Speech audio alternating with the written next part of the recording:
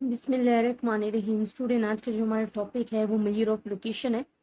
आपके साथ में डॉक्टर शाहिद कमाल और शेर मोहम्मद चौधरी की जो बुक है वो ऑलरेडी डिस्कस कर चुकी हूँ।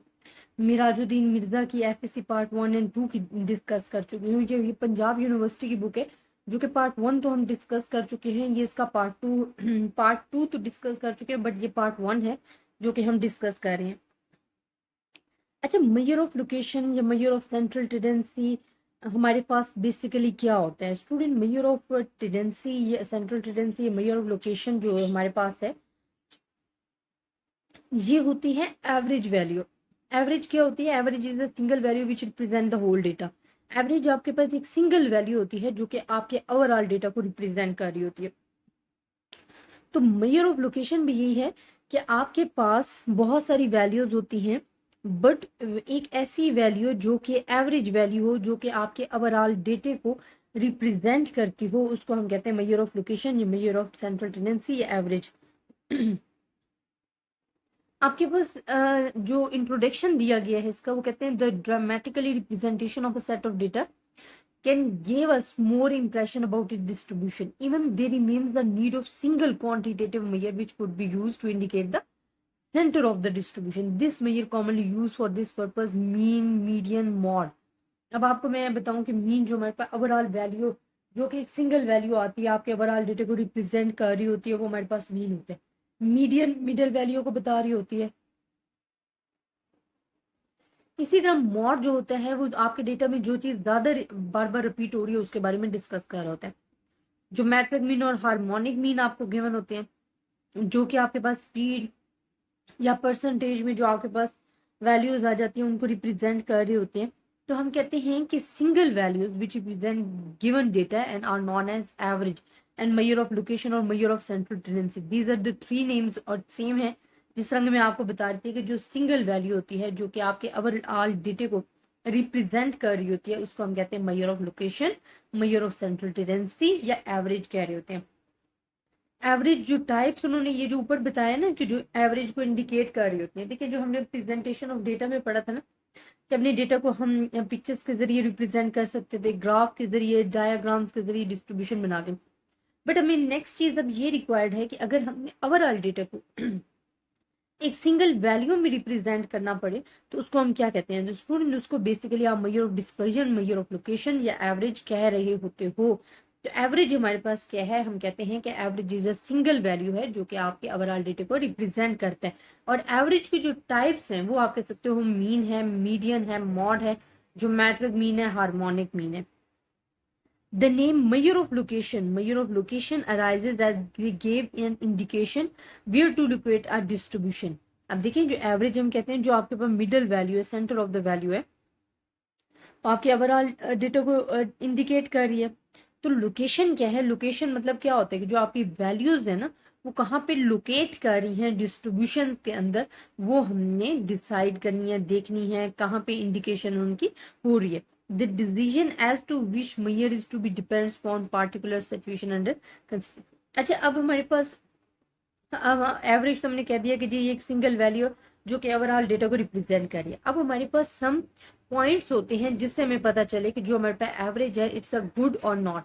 या आप कह सकते हो कि प्रॉपर्टी ऑफ द एवरेज कह सकते हो, properties of the good average कह सकते हो, या criteria for the good point estimates आप कह सकते हो एवरेज के कि वो हमारे पास कौन कौन से हो सकते हैं।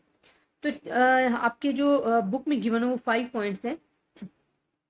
एक तो हमारे पास it is a well defined कि वो अच्छे तरीके से डिफाइन होनी चाहिए। It is easy to calculate, easy to calculate होनी चाहिए, डिफाइन होनी चाहिए, इजी टू कैलकुलेट होनी चाहिए, इजी टू अंडरस्टैंड होनी चाहिए, इजीली जल्दी समझ में आ सके, जल्दी कैलकुलेट किए जा सके, वेल डिफाइन की जा सके और बेस करे ऑल वैल्यूज पे। अगर एक वैल्यू भी कम है ना, जैसे कि आप मीन फाइंड करते हो, अगर मीन में हमारे हमारे पास क्या होता है sum of all values and divided by N I, जो टोटल नंबर ऑफ ऑब्जर्वेशन होगा।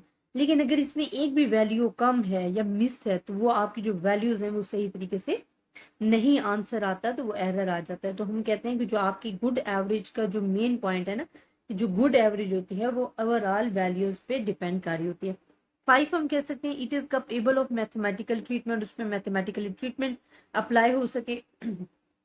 इंपॉर्टेंट टाइप्स ऑफ एवरेज जिस तरह के हमने पढ़े हैं, हमारे पास अर्थमेटिक मीन आ जाता है, वेटेड मीन भी आ जाता है। वेटेड मीन सिर्फ इतना फर्क था, मैंने इस पे वीडियोस भी बनाई हुई है कि वेटेड मीन में आपके पास इंपॉर्टेंस ऑफ द डेटा जो है साथ दे रहे होते हैं कि जो भी आपको कमोडिटीज गिवन है उसके साथ साथ आपको उसकी इंपॉर्टेंस गिवन है। जब इंपॉर्टेंस गिवन होती है तो इट्स मीन इसके वेट्स गिवन है, तो वो हमारे पास वेटेड मीन होते हैं और इनसे रिलेटेड मैंने आपको क्वेश्चंस करवाए हुए हैं।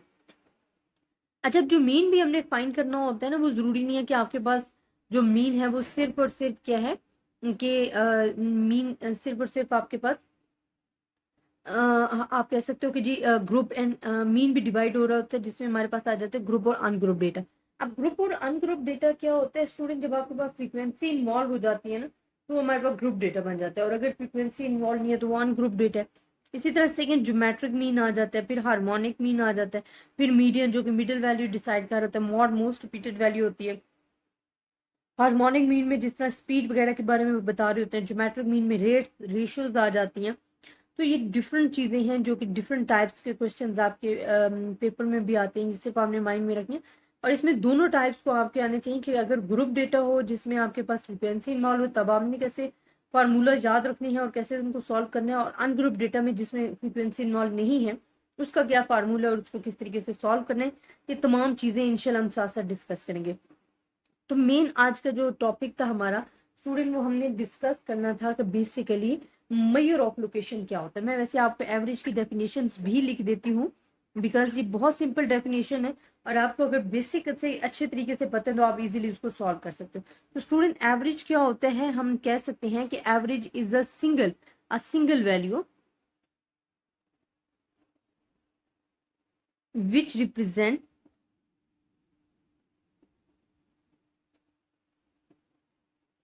Represent the whole data. और जरूरी नहीं है कि आपसे पेपर में पूछा जाए कि जी what is the measure of location, आपसे पूछा जा सकता है what is the measure of central tendency, what is the average, what is the location, measure of location. तो ये तमाम चीजें सेम है, सिर्फ मेजर ऑफ लोकेशन में हम क्या एक चीज ऐड कर सकते हैं कि मेजर करता है, इंडिकेशन प्रोवाइड करता है कि where to locate a distribution, कि आपकी जो वैल्यूज हैं where they locate in a distribution, की वो डिस्ट्रीब्यूशन में किस जगह लोकेट कर रही है। लेकिन जो एवरेज होती है, एवरेज सिंगल वैल्यू होती है जो कि आपके ओवरऑल डेटा को रिप्रेजेंट कर रही होती है, जो कि मैंने डेफिनेशन लिख भी दी है कि average is a single value which represent the whole data. तो आई होप स्टूडेंट आपको मेजर ऑफ लोकेशन का जो इंट्रोडक्शन है, इसको जो इंट्रोड्यूस कराना है वो आपको समझ में आया होगा। आपको इसमें बेसिक मेन पॉइंट याद रखने हैं कि मेजर ऑफ लोकेशन क्या है, मेजर ऑफ सेंट्रल टेंडेंसी क्या है, ये एवरेज क्या है, टाइप्स ऑफ एवरेज क्या है, क्राइटेरिया या property of the good average आपके पास क्या है, और जो आपके पास टाइप्स हैं उनको भी इंशाल्लाह हम नेक्स्ट वीडियोस में डिस्कस करेंगे। ज़्यादा से ज़्यादा स्टूडेंट्स के साथ शेयर भी कीजिएगा ताकि सब स्टूडेंट इससे फ़ायदा उठा सकें। इसमें मुश्किल कुछ नहीं है, लेकिन अगर आपकी बेसिक आपने अच्छे तरीके से तैयार की होगी तो इंशाल्लाह नेक्स्ट आपको आगे भी कोई मसला नहीं होगा, बल्कि अगर आपकी बेसिक अच्छी है तो इंशाल्लाह आप इजीली अपने क्वेश्चन को सॉल्व कर सकते हो। तो आई होप स्टूडेंट आपको लेक्चर की समझ आई होगी। अगर आपको फिर भी किसी भी किस्म की कन्फ्यूजन है आप मुझसे डिस्कस कर सकते हो। ज़्यादा से ज़्यादा स्टूडेंट्स के साथ शेयर कीजिएगा। अपनी दुआओं में याद रखिएगा। अल्लाह हाफिज़।